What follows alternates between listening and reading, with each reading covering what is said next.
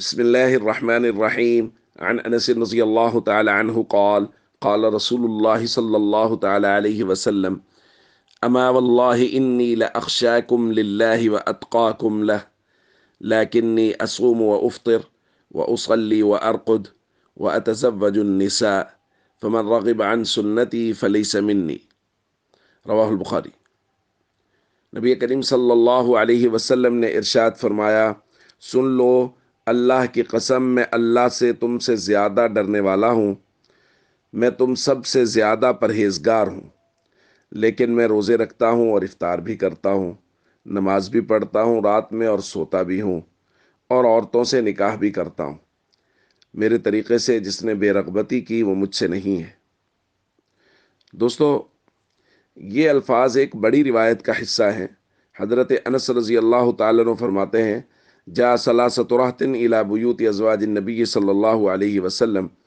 کہ تین لوگ نبی کریم صلی اللہ علیہ وسلم کی ازواج مطہرات میں سے بعض کے گھر کی طرف گئے، یسألون عن عبادت النبی صلی اللہ علیہ وسلم، اور وہ نبی کریم صلی اللہ علیہ وسلم کی عبادت کے متعلق پوچھتے کہ نبی پاک صلی اللہ علیہ وسلم روزے کیسے رکھتے ہیں، رات کو نماز کتنی پڑھتے ہیں، وہ تفصیلات پوچھ رہے تھے۔ جب ان کو بتایا گیا تو ان کو یہ لگا کہ نبی پاک صلی اللہ علیہ وسلم تو بلند مرتبہ کے مالک ہیں، اس لیے وہ کم عبادت کرتے ہیں، امت کی سہولت بھی پیش نظر ہے۔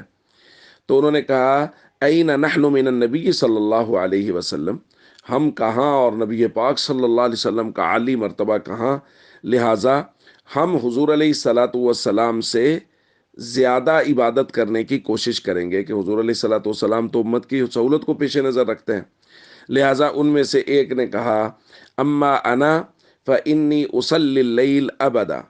کہ میں ساری رات ہمیشہ ہی عبادت کروں گا، میں کبھی رات کو سوؤں گا نہیں۔ دوسرے صحابی نے کہا، انا اصوم الدہر ولا افطر،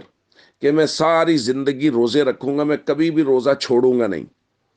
اور تیسرے صحابی نے کہا، انا اعتزل النساء فلا اتزوج ابدا، کہ میں عورتوں سے دور رہوں گا، میں کبھی شادی نہیں کروں گا۔ کیوں؟ مقصد یہ ہے کہ وہ عبادت میں خلل نہ آئے، میں یکسوئی کے ساتھ ہمیشہ اللہ کی عبادت ہی کرتا رہوں۔ نبی پاک صلی اللہ علیہ وسلم تشریف لائے، آپ کو پتہ چلا کہ تین لوگ آئے تھے، انہوں نے سوالات کیے، پھر اس کے بعد ان ارادوں کا اظہار کیا۔ تو حضور علیہ الصلوۃ والسلام نے مجلس میں آ کے پوچھا، انتم الذین قلتم کذا وکذا،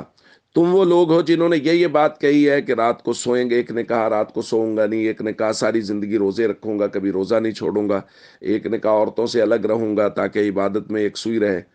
تو انہوں نے کہا جی ہاں۔ تو اس وقت نبی کریم صلی اللہ علیہ وسلم یہ الفاظ ارشاد فرمائے جو آج ہم نے روایت میں پڑھے، کہ میں سب سے زیادہ متقی اور پرہیزگار ہوں، اللہ سے ڈرنے والا ہوں، لیکن میں روزے بھی رکھتا ہوں، افطار بھی کرتا ہوں، میں رات کو نماز بھی پڑھتا ہوں، رات کو سوتا بھی ہوں، میں شادی بھی کرتا ہوں۔ تو جو شخص میری سنت سے اعراض کر جائے گا، میری سنت سے بے رغبتی کرے گا، حضور نے فرمایا وہ میرے طریقے پر نہیں ہے۔ تو دوستو، اس روایت سے یہ بات بہت وضاحت سے معلوم ہو رہی ہے کہ دین پر صرف نیکی کرنا وہ کافی نہیں ہے۔ نماز پڑھنا ایک نیکی ہے، ساری ساری رات نماز پڑھنا، روزہ رکھنا ایک نیکی ہے، بلکہ ضروری ہے کہ وہ نیکی نبی کریم صلی اللہ علیہ وسلم کے مبارک طریقے کے مطابق ہو۔ اگر نبی کریم صلی اللہ علیہ وسلم کے طریقے سے ہٹی ہوئی ہے، وہ جتنی بھی بڑی نیکی ہے، جتنا بھی بڑا خیر کا کام ہے، نماز پڑھنا، روزہ رکھنا بڑا خیر کا کام ہے، ساری ساری رات عبادت کرنا خیر کا کام ہے، روزے رکھنا ایسا، لیکن نبی پاک صلی اللہ علیہ وسلم نے آ کے صحابہ کرام کو گویا